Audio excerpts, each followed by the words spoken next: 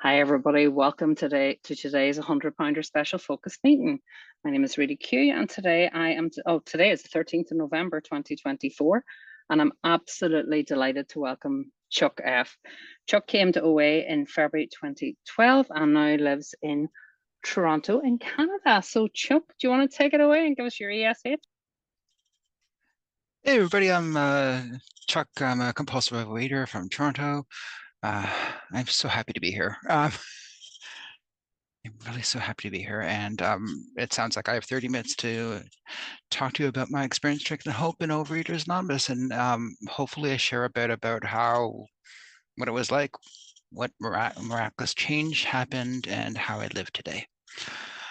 So to get some of the metrics out of the way, let's see, my top rate's in the 500 pounds because we don't measure ourselves when you get to be that big, and the scale only goes so far.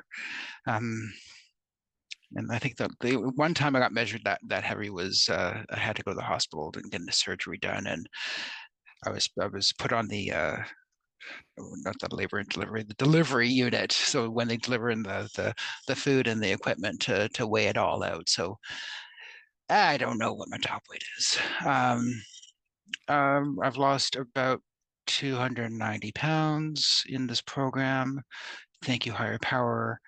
Um, and this program saved me, and that's why I'm in the middle of a work day talking to you all, because I feel that I have a responsibility to pay it back in some way, shape, or form. And oh, sorry, and I've been abstinent since my third meeting when I discovered what abstinence was. I was struck by abstinence. Again, higher power. Thank you. So my life, growing up, I'm going to use the word fat, I'm sorry, but I was like the typical fat kid. And I was so, in retrospect, so lucky or fortunate to have a mother who had a weight problem. And she shielded me from the kind of like the slings that and the arrows that people would get our size get, um, to a point. And I was accepted, um, because it was kind of accepted at the point where, we were just like the big family, the big side of the family. And that's how we lived our life. And it was kind of accepted that I was always be massively overweight, because that's how people in that side of the family work. And we accepted it. I grew up eating lots of food. I grew up with a mother who accepted me a lot, and a biological father who was powerless against my weight gain. Um, and Lord knows he tried to step the tide, but he was powerless. Um, and I just grew up like that. And of course, I deal with all the childhood trauma that everybody else has.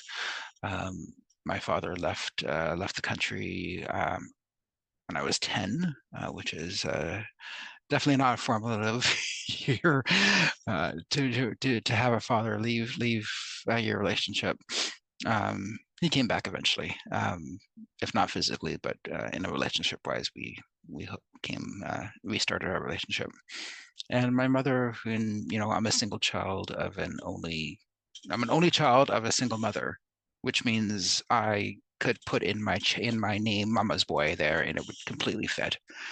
Um, and my life was fine. You could call me when I'm taking a slice of pizza, a bag of chips, and a big Coke to home with me. You can call me fat on the street, and I don't care.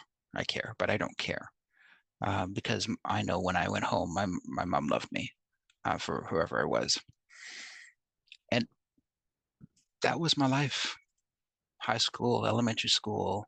I don't have a lot of facts and figures. I can say I was wearing 2X clothes in grades 7 and 8. Um, I can tell you that we had school uniforms in Canada for my school, and I had to get them specially made at the clothes manufacturer. Um, but that kind of isolating, go to school, work, get food, go home, eat, go to school, work. That was my life. That was it. Um, when it came to that, and I was perfectly okay with living my life that way through college, university, and in my working life, I was okay with that. had a lot of external pressure to lose weight from outside of my family and from my father. Um, the Halloween, not the Halloween, the Easter candy bought through the health food store is something I'll remember because healthy and chocolate doesn't go together in my world. And that was, I think, it was like 7 at that time. Um, I was perfectly fine. The one time I wanted to lose weight was last year in university because I figured I should get a girlfriend. And so I lost a few 100 pounds.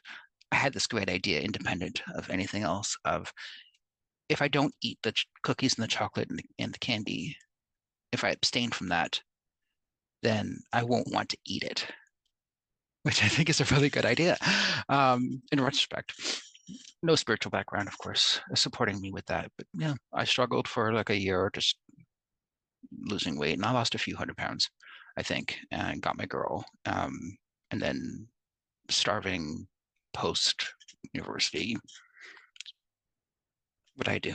I bought the bread and the the breads and everything else, and just spiked my weight up some more, and then some. But that's okay. I got what I wanted, right? I got a girl who would eventually become my wife. Um, so mission accomplished. I can go on living my life. Um, of course, being the heavy family means you're also the food family, and we had visitors from the UK a couple years ago, and she recalled a barbecue we served in the early 90s that my mother served.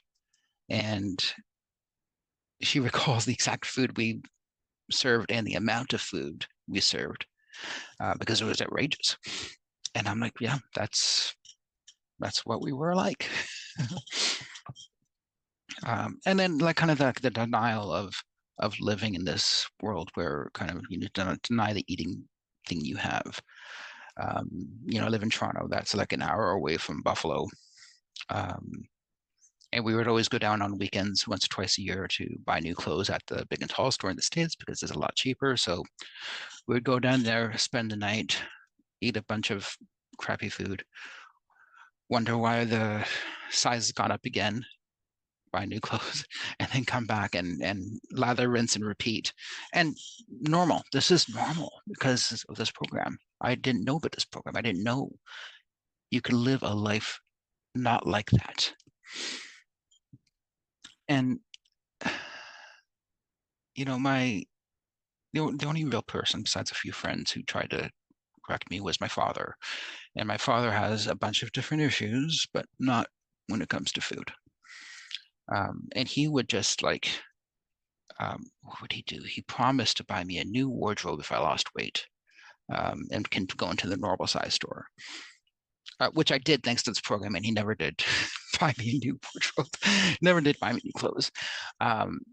He would talk about, hey, and maybe one thing worked is he'd say, hey, if you'll get girls if you lose weight, and I guess he was right on that. And plug your ears if you don't want to hear this because it's a little bit nasty, but I feel like I need to share it. Um, my grandpa and my father were together, and he would say, Chucky, for every 40 pounds you lose, you gain an inch down there.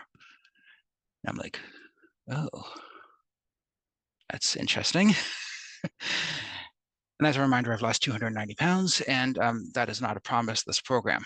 I can tell you that. Um, oh, geez, we're being recorded.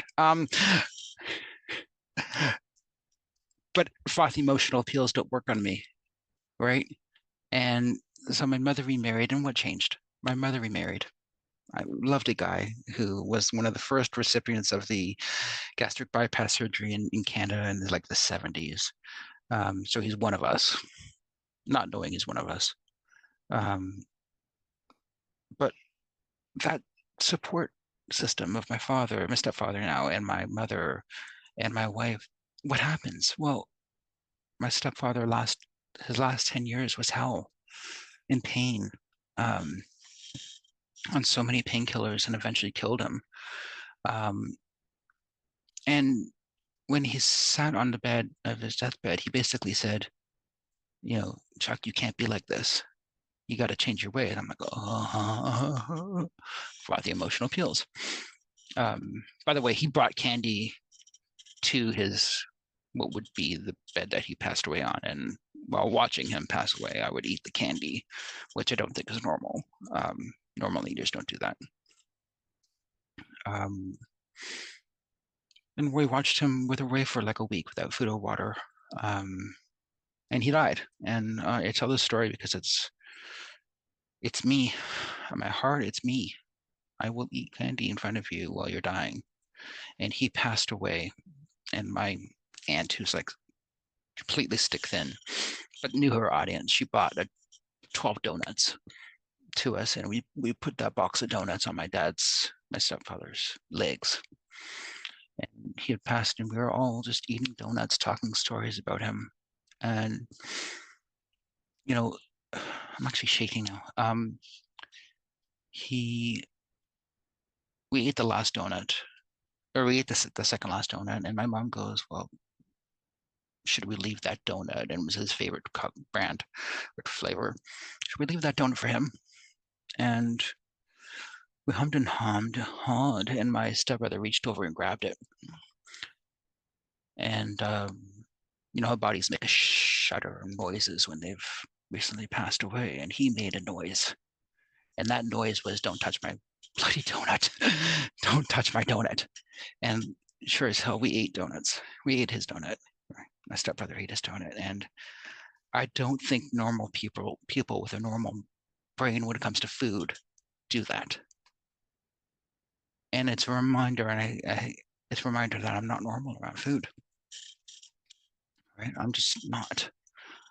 I will eat everything to assuage any feeling I have that I need to tamper down a bit. And once my father passed, my mother was really heartbroken. And a few months later, she decided to move in with us. We bought a new home, this home.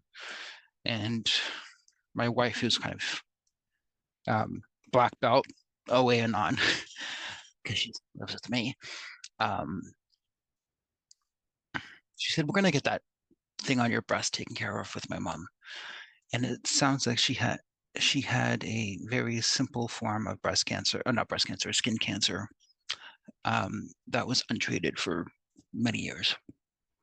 Because why go to the doctor when they can yell at you, and they will yell at you for your weight? So she never got this checked in, and it's completely curable form of cancer that she had. And then that's the start of my bottom, really, because I can deal with other people going, but I can't deal with my mother going. And she stayed actually in this room for like her last 6 months, in at-home hospice. And two plates of food would go down. One, they would come up empty, and my mother wouldn't eat because she's on cancer meds, if that tells you anything. And she passed away the day after Boxing Day, or 2 days after Boxing Day in the morning. And that's a bottom. I woke up every day pissed off that I was alive. I have responsibility. I have 3 kids. I have a wife. I have responsibilities, but I was angry that I was alive every day.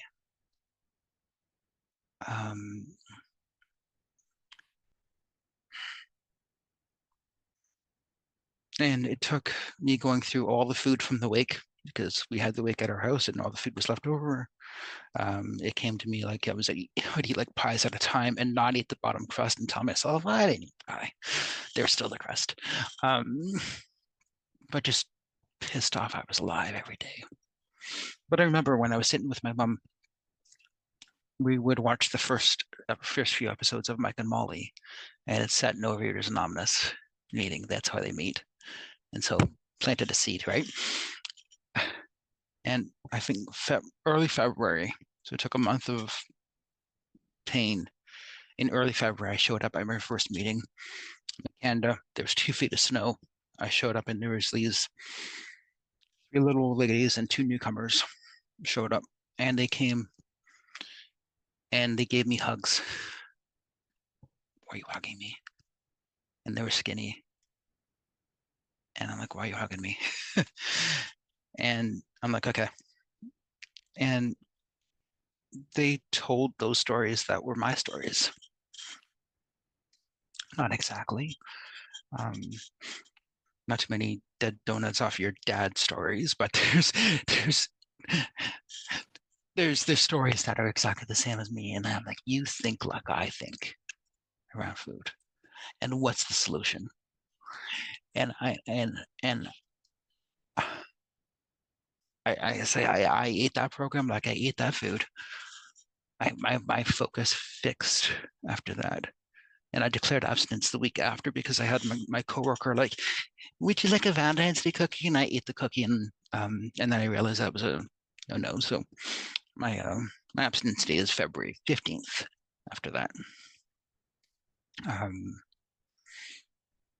and you might have guessed I might not be the most efficient employee working being compulsive overeater. So I would work. I remember I'd work like 2 hours a day, finish my tasks, and spend 8 hours listening to a podcast and read on my computer. And I would read. I would do that. I would get a sponsor, and they're very rare in Canada, male sponsors. And he set me straight on how to work the program. Um, and we used a combination of the big book and the 12 and 12. You can do both. Um, and just I just took it all in. I did my fourth step on Excel on a work computer. So you can like sort all the columns and stuff about where I was and everything, and how many resentments I had against this, that, and the other thing, and password protected. Um, and I just took it all in. And my sponsor happened to be chair of Intergroup, which is something I always suggest because boom, he got me into service. Like week 3, I was putting out chairs, and when I had the abstinence requirements, I was going to Intergroup and throwing my hand up and um, doing stuff I've never done before, being useful. Hey, we need a new website. Sure, I can write. I can learn how to do a website. Okay, good. I'll be your website guy. And then our version of the Parent Teacher Association said, like, can we do a website? And I'm like, sure, I can do a website. And then I'm doing it for like the Ontario, which is like the state Parent Teacher Association. I'm like, okay. And I'm learning all these skills. I'm learning well, I'm learning tactical skills about how to be a better worker. And I'm learning these like life skills about I don't have to freak out about every little thing. I don't have to eat over my life. Right. Um, and it's funny now because somebody actually pays me to do their website every month, which I think is funny.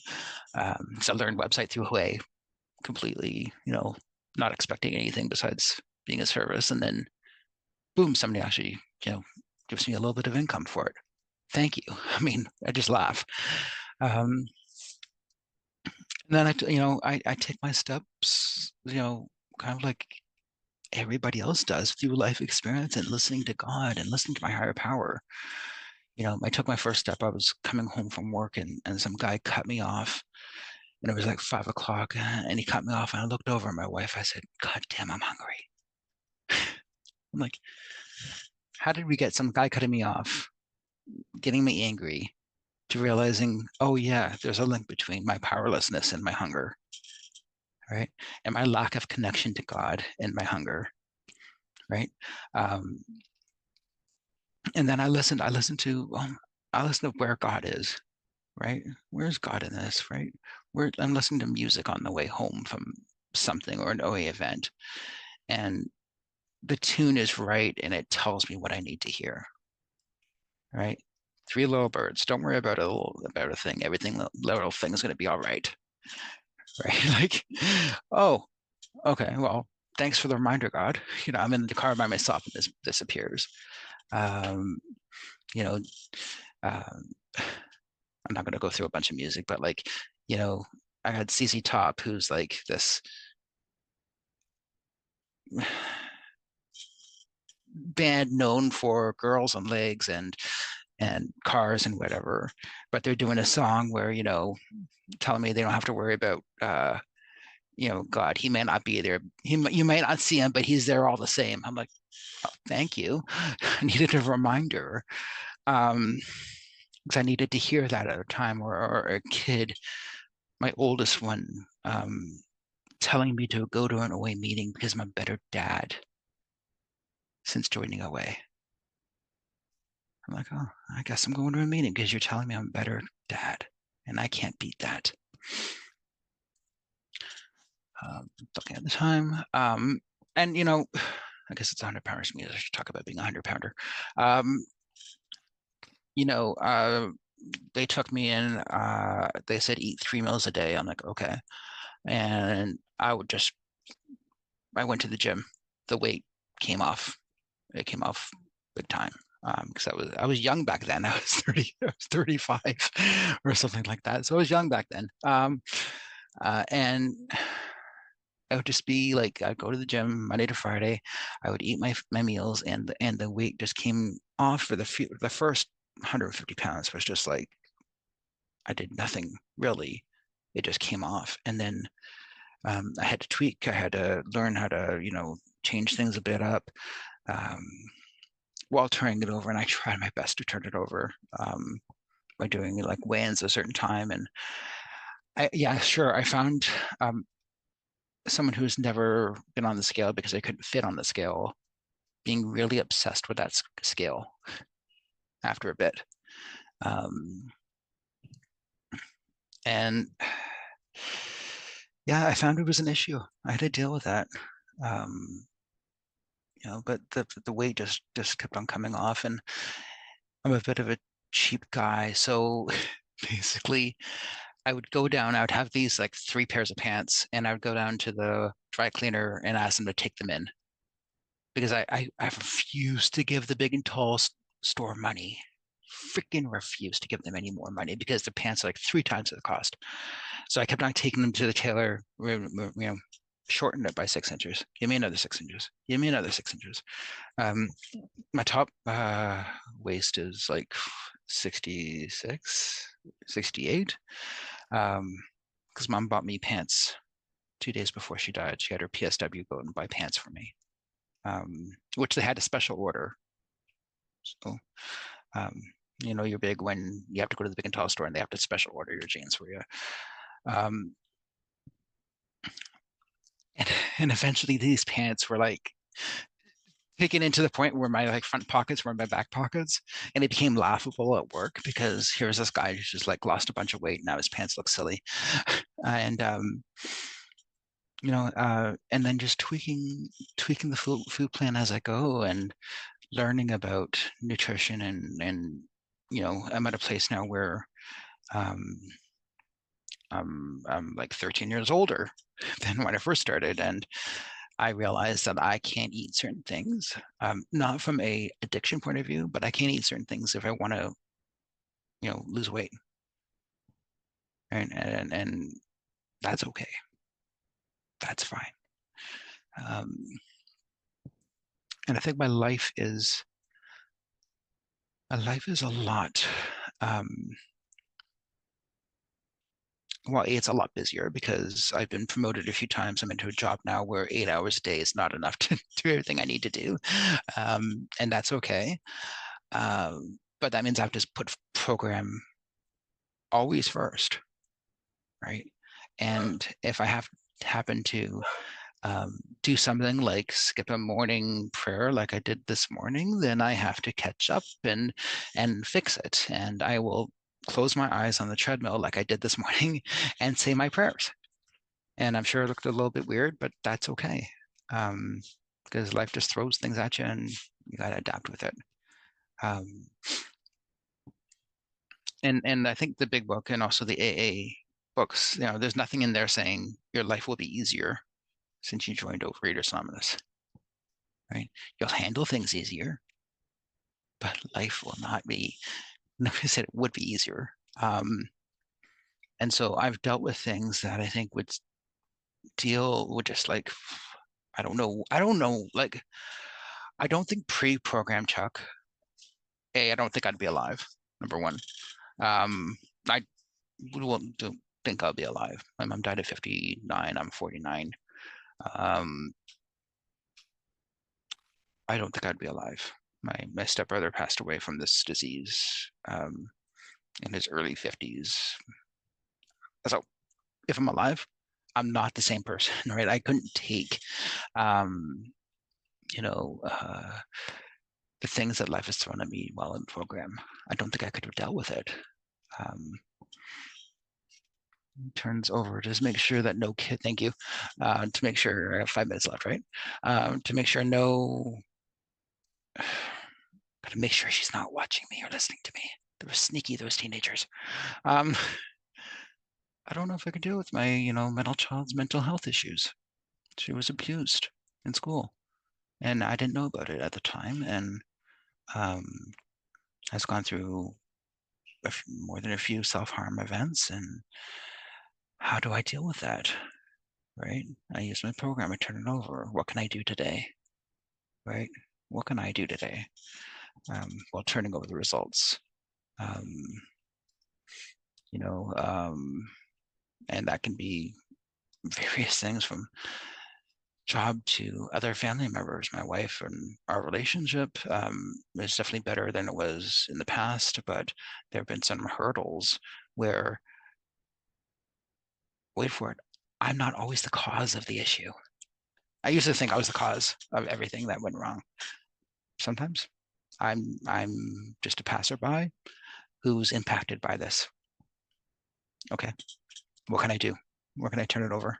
And I have 12 stepping a problem, the little card on my desk here at work.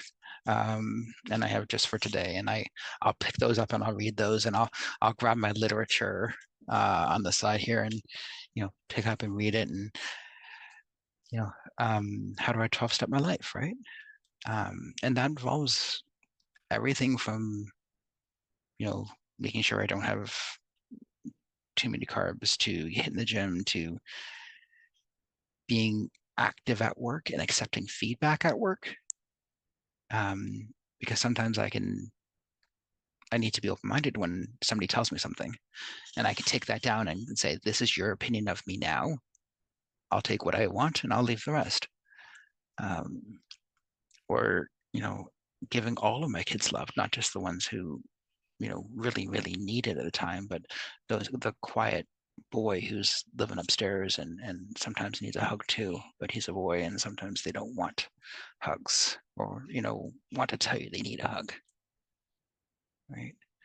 And as of today, I live in a very busy house, right? We wife, 3 kids, now we've added 2 dogs. We've become dog people.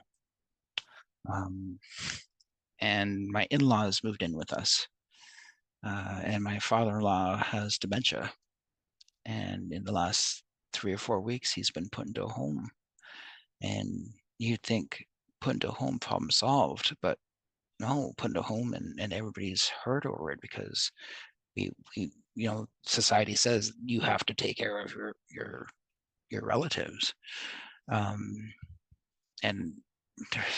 we needed some grace where we couldn't take care of any anymore, and it was dragging down the entire family because we just didn't have the ability to do. Okay, well, we made that tough decision, right?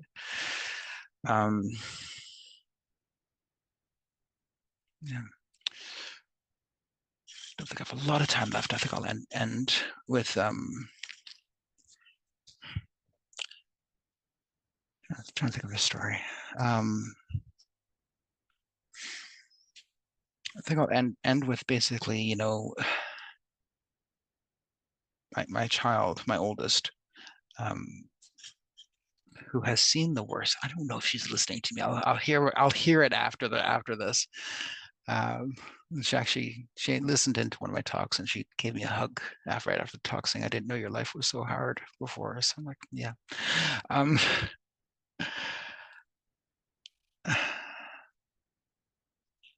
I'll end off with this. My oldest child, who just bore the brunt of my addiction because she probably actually remembers it. Um, and my addiction can be, of course, food, but also anger based and yelling a lot. Um, you know, 4 months in program, it was a nice spring day, and she actually goes to me and says, "Daddy, do you need to be at that meeting? Do you need to leave to drive to this meeting?" And I listened to God, and God said, "Tell her this." And I said to her, I said, "Am I a better daddy since going to these programs, since going to these meetings?" And she goes, "Yeah, yeah, you are. So you should go." And I'm like, "Yeah, I'm here. So thank you for letting me share. Appreciate it."